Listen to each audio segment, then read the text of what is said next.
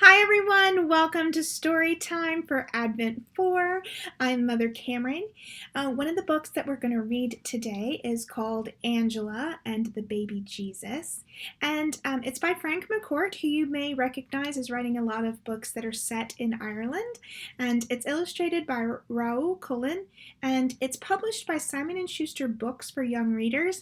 And one of the things I wanted to point out on this, our last book read for Advent 4, is that if you didn't know, publishers like Simon & Schuster during the year of 2020 have relaxed their copyright rules for us.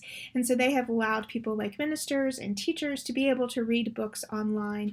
And normally there's a lot of paperwork and things that we would have had to go through to request permission from the publisher to be able to do a public reading of a book. But those have been actually relaxed because of COVID. And so I'm just very grateful to all the publishers out there who have made it possible for us to share story time together during our VBS and this Advent series as well. So we're going to get started with our book, Angela and the Baby Jesus, and I hope you like it as much as I did.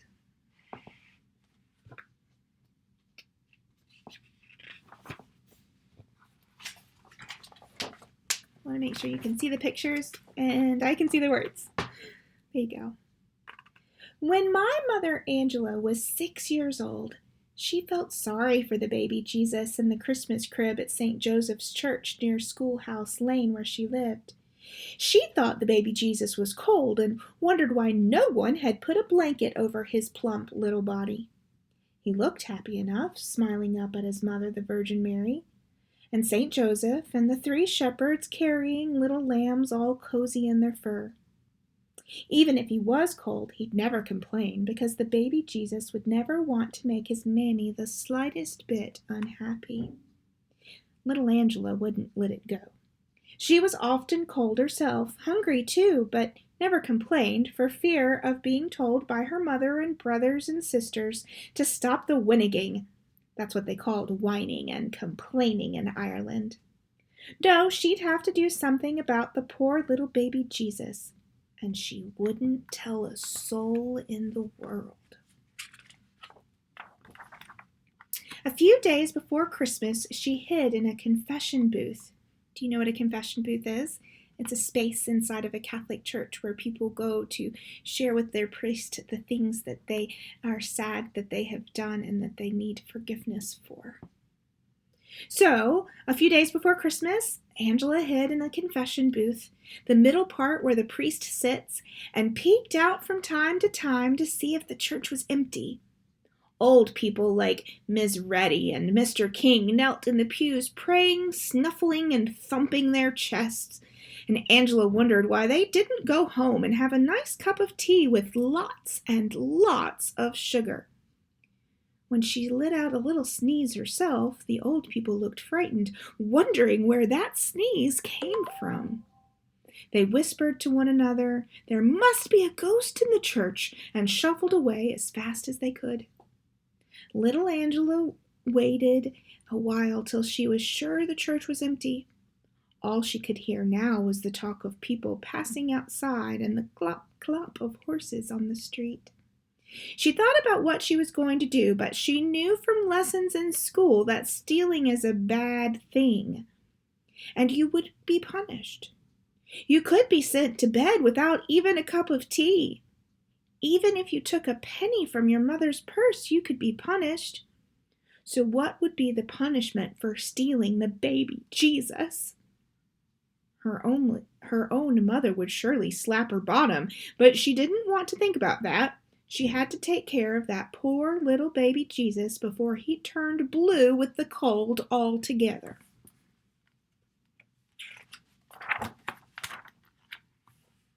She was surprised at how cold and stiff he was. Not soft like the babies in her lane. When she lifted him from the crib, he kept smiling at her the way he smiled at everyone else. The Virgin Mary, St. Joseph, and the 3 nice shepherds with their lambs, and the 3 wise kings, all with their presents. She felt sorry for them that they wouldn't be able to look at the baby Jesus anymore, but they didn't seem to mind. Besides, making him warm was the important thing, and they'd never begrudge him that.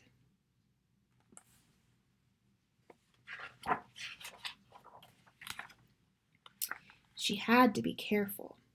She wouldn't want anyone to see her carrying the baby to her house. She trotted quickly down the aisle and outside where it was now dark. The gaslights flickered along the streets, and she could hide and wait in the deep shadows between.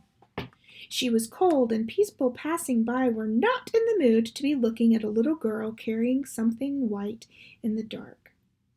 People wanted to be home sipping a nice hot cup of tea and warming their legs by the fire. Then she stopped. How was she going to take the baby Jesus into her house? With everyone gawking and wanting to know who was that and what was she doing? She couldn't go in the front door. There was a lane behind her house where she could carry the baby over the wall and into her backyard. No, the wall was too high. She could climb over herself, but not with the baby. She talked to him. Will you help me, little baby? Will you help me, little baby? He did. He told her in her head to throw the baby over the wall and recover him on the other side. That was hard. She threw, and he wouldn't go over. She threw the third time, and over he went.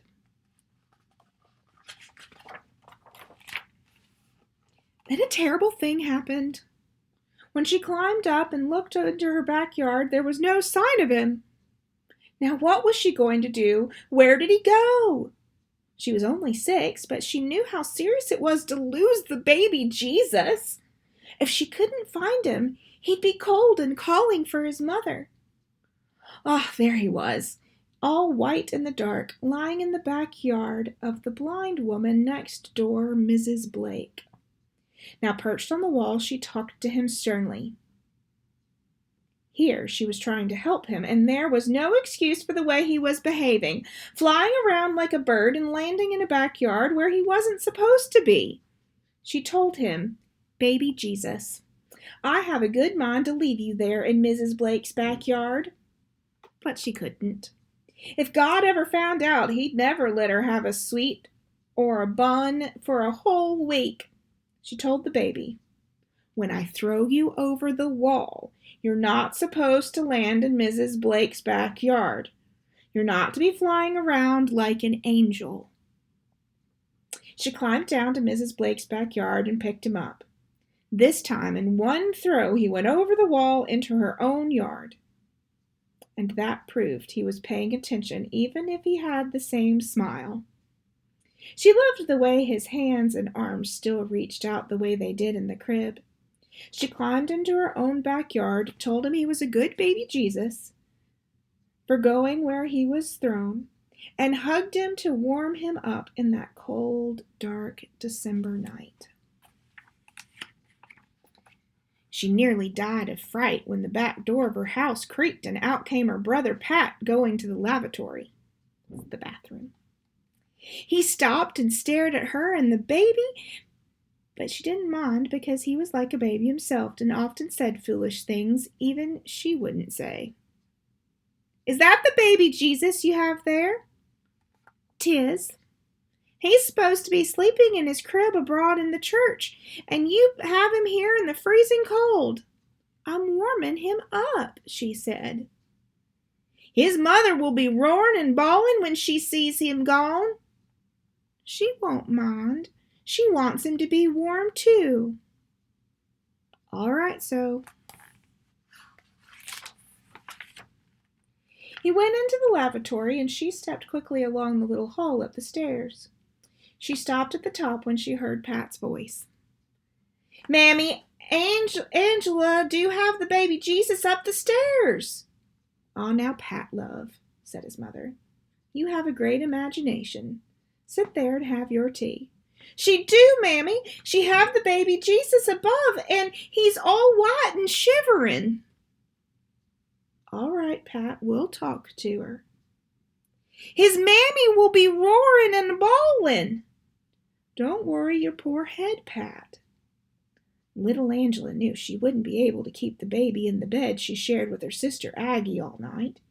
She'd let him rest there a while, all nice and warm in a blanket, and when it was time to go to sleep, she'd put him under the bed and hope it was comfortable till morning. Her mother was surprised to see her coming down the stairs at tea time instead of in the front door. "Was it having a bit of rest you were?" "'Twas." After tea, she was allowed to sit by the fire listening to the talk of her family. She always wanted to say something, but she was told she was too young and to shush up. She was only 6, so what could she ever say that was important? Tonight she didn't mind one bit. She had a big secret. Baby Jesus above in the bed, nice and warm. It was hard for her to keep that secret, but she could not say a word or they'd all want to see him and play with him like any old doll. She had a doll once, which she still cried over when she remembered how her sister Aggie pulled its head off and laughed. Her family laughed again when Pat told them how he'd seen Angela with the baby Jesus in her arms out in the backyard. But when they laughed, he cried, "She have God in the bed, she do!" "All right, Pat, all right," his mother said. You could see she wanted to humor him. "We'll all go up and see if the baby Jesus is in the bed." Little Angela was terrified there by the fire. What would she do if the family went upstairs and found the baby Jesus in the bed? Her mother would surely slap her bottom and make her go to sleep without her tea or bread. She followed her mother and her brother Tom and her sister Aggie and her brother Pat, the cause of all the trouble, up the stairs. It was dark in the room, but you still could see the baby Jesus in the bed, his head on the pillow, his arms stretched out, though it was almost too dark to see that lovely smile.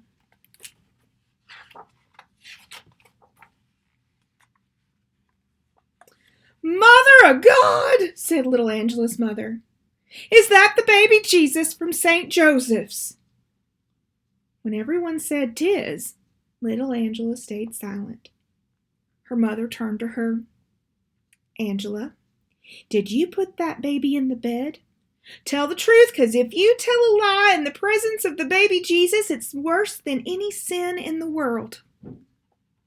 Little Angela wanted to cry, but she didn't. There was something in her head that told her crying was useless at a time like this. "I did," she said. "And why, for the love of God?" "He was cold in the crib, and I wanted to warm him up." Tom and Aggie laughed, and her mother told them to be quiet. Little Angela noticed that Pat, the cause of all her trouble, didn't laugh. He said, "I love the baby Jesus. I'll mind him so he won't be cold." Ah, Pat," said his mother. "Sure we have to take him back to his poor mother, the Virgin Mary, abroad in the chapel." Now Pat started to cry. Please, Mammy, I'll warm him. I'll tell him his mother we have him safe in the bed." Little Angela wanted to tell Pat that she was the one who had brought the baby Jesus here, and he had no right to talk about telling the Virgin Mary where her son was. "Mammy," she said. "What?" her mother said in a sharp way. "I want to warm the baby Jesus. I don't want Pat to be doing anything." "He's your brother. He loves the baby Jesus." "I don't care. Anyway, the baby Jesus has to go back to his mother this very minute." And the tears burst from little Angela's eyes. "Please, oh please." "Back he goes, Angela, and we'll be lucky if there isn't trouble with the parish priest." Her mother wrapped the baby in her black street shawl, and they all walked round the corner to return him to his mother, and St. Joseph, and the shepherds with their nice warm lambs, and 3 wise kings. They were shocked when they found the door of the church locked, and shocked even more when the door opened and there was the parish priest, Father Craig, coming out with a policeman. "Mother of God," said little Angela's mother. "What's this?" asked the parish priest. "'Tis the baby Jesus," said little Angela's mother. "I can see that. Here we are the past 2 hours frantic over that empty crib. Who took him? We have to know, and there will be an arrest. Who took him?" Little Angela tugged at the priest's sleeve. "I did. He was cold in the crib, and I took him home to warm him up." The priest looked at the policeman, and the policeman shook his head. "Lord save us," said the policeman. He put his hand on little Angela's shoulder and said to the priest, "Should we arrest this one, Father? Put her in the Limerick jail?" "No," said Pat. "No, no, no, no! You won't put my sister in jail. She was only warming the baby Jesus. You can put me in the Limerick jail." Poor Pat didn't know what he was talking about, but whatever it was, his mother began to cry himself. "Oh, Pat," she said, "oh, Pat." She had the baby Jesus in one arm, but she pulled Pat toward her into her skirt. "Oh, Pat, you'd go to jail for your little sister?" I would. I love the baby Jesus, and I love my little sister."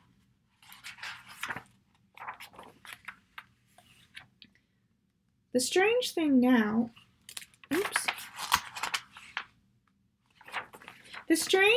now was the tears twinkling on the cheeks of the priest in the December moonlight. The policeman coughed and gave his baton a bit of a twirl. The priest stepped back into the church, cleared his throat, and told everyone to come in out of the cold. "We have to put the baby back with his poor mother," he told little Angela. They walked up the aisle, and when they arrived at the altar rail, the priest took the baby Jesus from little Angela's mother. He handed the baby to little Angela and guided her to the crib. "You can put him back in his little cradle now," he said in a low, gentle way. "But he'll be cold," said little Angela. "Oh, no," said Father Craig. "When we're not here, our mother, Our Lady, makes sure he's nice and warm." "Are you sure?" "I am."